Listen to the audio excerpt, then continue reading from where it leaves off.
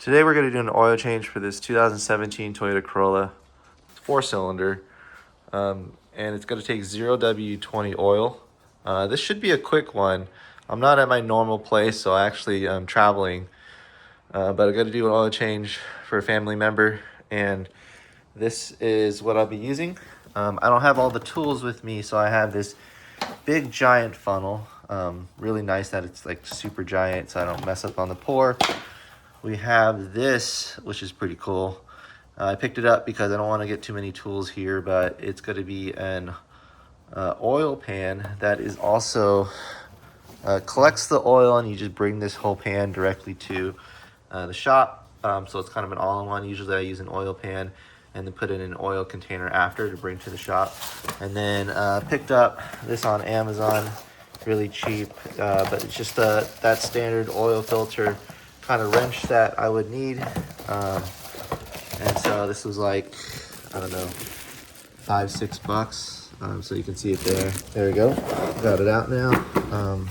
It's been wrapped up pretty well, but it pretty much looks like that. And then just picked up, standard stuff at the dealer. So we're over here in Texas, so what's nice about it is they gave me a free crush washer. Usually that thing costs like $6 at the dealer. I get on Amazon for like a few cents, but they didn't really care for it, so that was nice of them. And then this is the oil filter for this Corolla, part number 90915 YZZ1N1.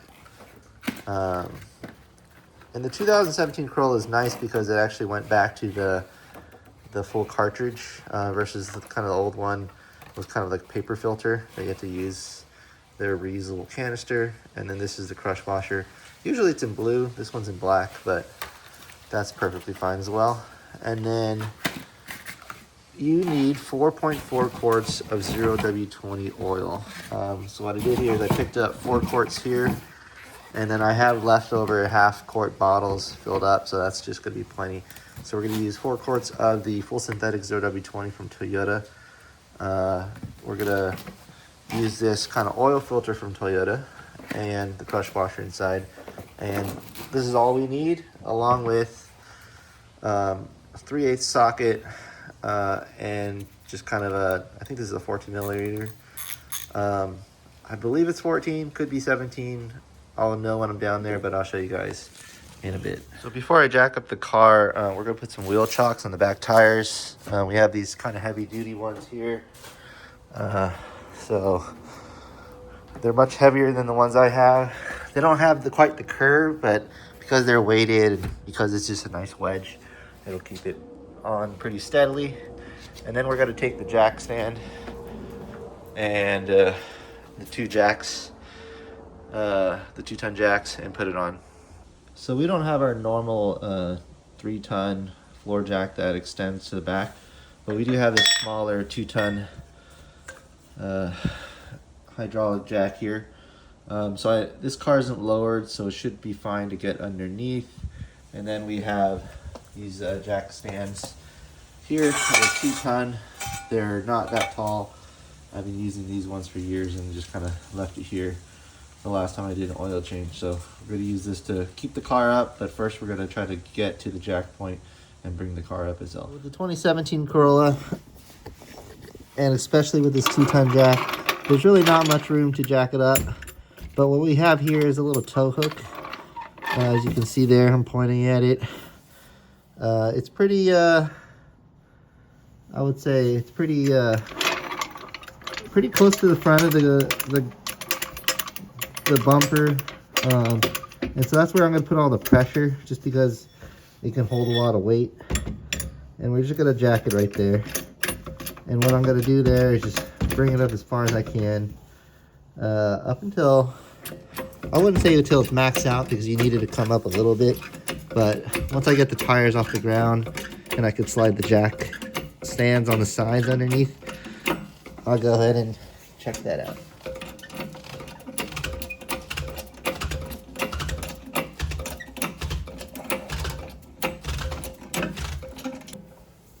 All right, so we're pretty much lifting the tires up. So I'm gonna go ahead and slide to the other side and take a look at where I can put the jack stand. So hopefully I got it high enough, but we're gonna jump on this side of the car and we're gonna look for those 2 notches, which is right here. And we're gonna slide the stands underneath, and luckily it fits, so that's good. And we'll jump to the other side and do the same.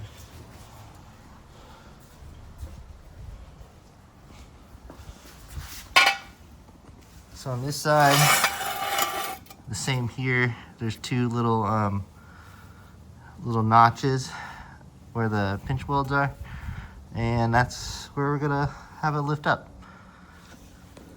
So the good thing is the jack stand slid underneath pretty efficiently. What I'm gonna do is release this clip and just let it kind of rest on the stands. Cool. You can hear that it clamped on.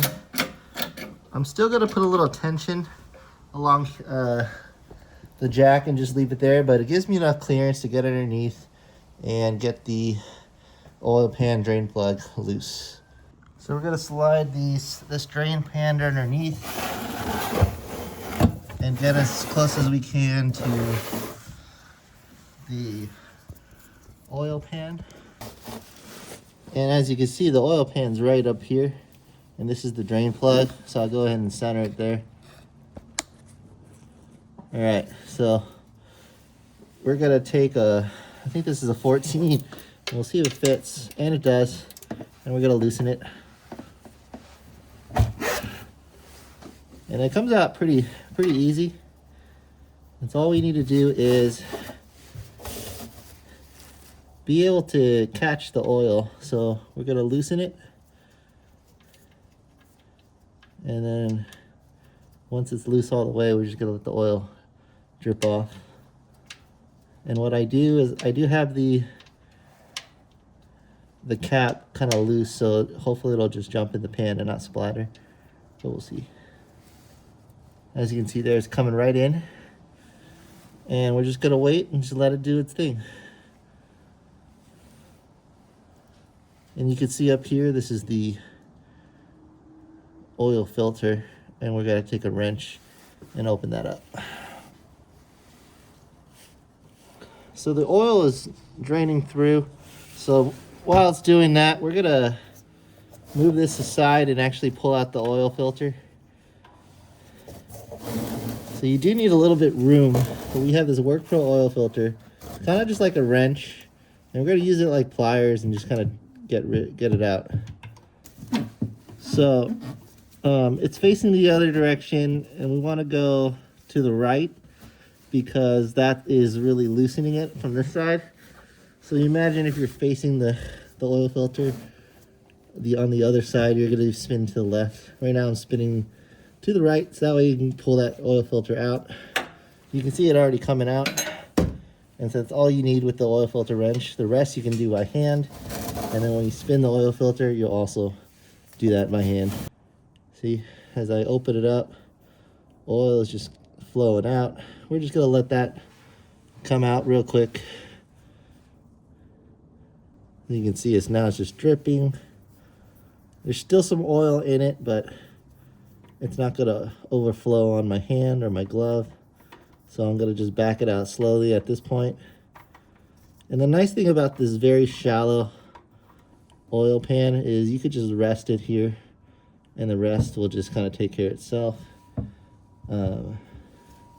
And so we'll let that happen now. So I'm gonna wipe the tip here, and what I could feel is the crush washer there, so we have to actually take the crush washer out, and that's what I'll do now. And when you slide it out, it just comes out pretty easily right over there. So I'll put that on the side, and I will look for my oil plug. I usually trap it in this glove and just reverse the glove. That way I can take it out, but at this point I just need it, so I'll wipe it down with a towel. So right over here I have the Toyota oil filter, and what we're gonna do now is just take off the little plastic seal. Again, the part number is 90915YZZN1. You can double check the part number here, but that's what came in the box. And what we're gonna do is like kind of just wet the gasket, where I call it kind of priming the oil filter. Because it's on its side, we're not gonna fill it up like you play with those other Subarus. You're actually just kind of bottom mounting it or top mounting it, so you can fill it up all the way. But what we want to do is just wet the rubber gasket around here. And so I just put a little new oil and just wet that up, and that puts a nice kind of like seal there. So once the oil filter is primed, like I said, we're gonna take the crush washer. You can see the black one here, and I just put it on. When I get in California, they're blue. This one came black, but it pretty much functions the same. It's like an aluminum crush washer, as you can see there, and it's coated with some kind of material on the side. So we're gonna use this to put it back. So I'm coming in from this angle, and we're ready to put the oil drain plug back on. So I'm just gonna wipe up the surface. It's slowly dripping out, but there's a good amount of oil that has left the car. And we're just gonna put the drain plug back with that oil, that crush washer, and just spin it back as much as we can.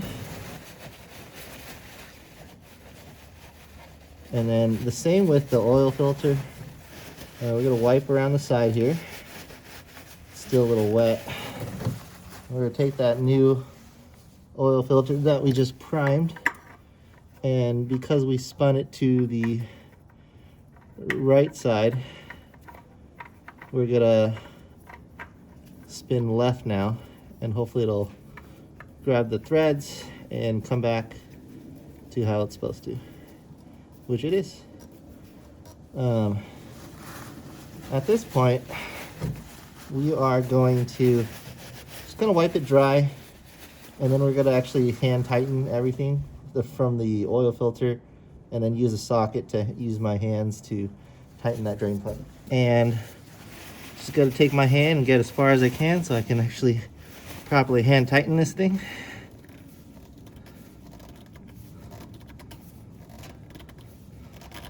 It's coming on pretty tight, I can feel it. And that's all I need. And we'll check for leaks when we start the car again, but we're gonna try to spin it as much as we can. And I think it's pretty good. And then now we just take that 14mm wrench and adjust it to tight. We're loosening it before, and we're just gonna let that crush washer do its job. So it's usually one hand. I usually just tighten it with one hand. There are torque specs. I think some cars are about 20 foot-pounds. I'm not sure about this one, but I just hand tighten it. If it leaks, then I'll tighten it more, but I don't want to tighten it too much. And we're pretty much done down here. All we need to do is just fill up the oil. So at this point, we're going to take off the oil cap, which is located here. 0W20 is on the cap for this 4-cylinder VVTi engine. We're going to put this long funnel down there, and then we're just going to start pouring bottles of oil into it. And I have 4 bottles of this 0W20, and we're going to start right now.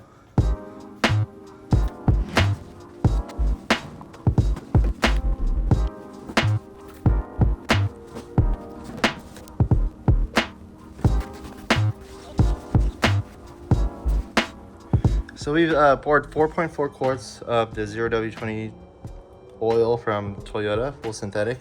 And what we're gonna do now is just make sure everything's clean. We've tightened the cap, and we're gonna check the oil level just to make sure it's hitting full. So I'm gonna rest it here again.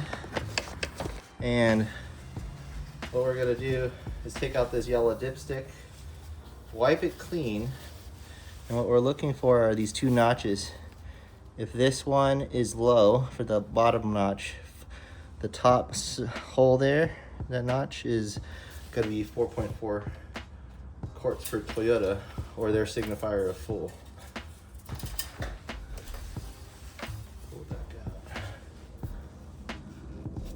and it looks like it's full. All right, so we're gonna start the car. We're about 40,000 miles. And we're just gonna get it warm to operating temperature, and then we'll get back underneath the car and really check for oil leaks or anything coming from the drain plug or the oil filter that we just replaced. All right, so we're gonna turn off the car and get underneath and check. So I got a little flashlight underneath, and we're finished warm with the car. You can see right here, let me tilt it a little bit. This is where we just warmed up the car and put the oil filter. There's no leaks there. That's why I checked the seal, make sure there's nothing leaking there. And then right over here, really nothing coming out. The oil pan's warm, not too hot though. It's only been warmed up for a few minutes, but there's also no leaks there. So we're good to go to bring the car down. And generally I like to double check just to make sure the car is working correctly. So at this point, we're just gonna take all the jack stands out. So it's as simple as pulling this up, sliding the jack stands out, and then we're good to go. So the car is back on the floor. I've taken out the jack stands. So you have the oil here. It's already in this container. I'm gonna slide a bag around, just bring it to kind of the auto store like O'Reilly or Cragen to dump the oil. Just make sure you have this cap on and the air vent cap, and that's all you need to do. I really like this because it's really easy if you're just looking for a one kind of a bucket system. You don't need a drain pan and a container. This is all in one, but you just got to be a little bit more careful. But it has all the things you need: dumping the oil, putting the oil through there, an air vent to prevent it from kind of shooting out at you, and then you have little containers here just for like resting your drain plug, resting the caps, all that good stuff. And then on this corner here, I've taken out the jack stands and just put it on the side, as well as this kind of 2-ton floor jack, as well as the wheel chocks. So once everything's out, you're pretty much ready to go, drive the car, anything you need to do. But this pretty much concludes this oil change for the 2017 Corolla. When you're doing it, not at your house or just kind of anywhere, those are the basic tools I use. Pretty easy job, just takes a little bit of time, and you just want to make sure everything's safe. Get the car up, put 2 jack stands on, and then from there, drain the oil with taking out the plug, taking out the filter, put a new crush washer, tighten everything, hand tighten it, pour your 4.4 quarts of 0W20 or whatever it says on the cap. If you're in colder regions, you might want something thicker. And then from there, warm it up, check for leaks, bring everything back down, and you're good to go. Thanks for watching, and hope this was helpful.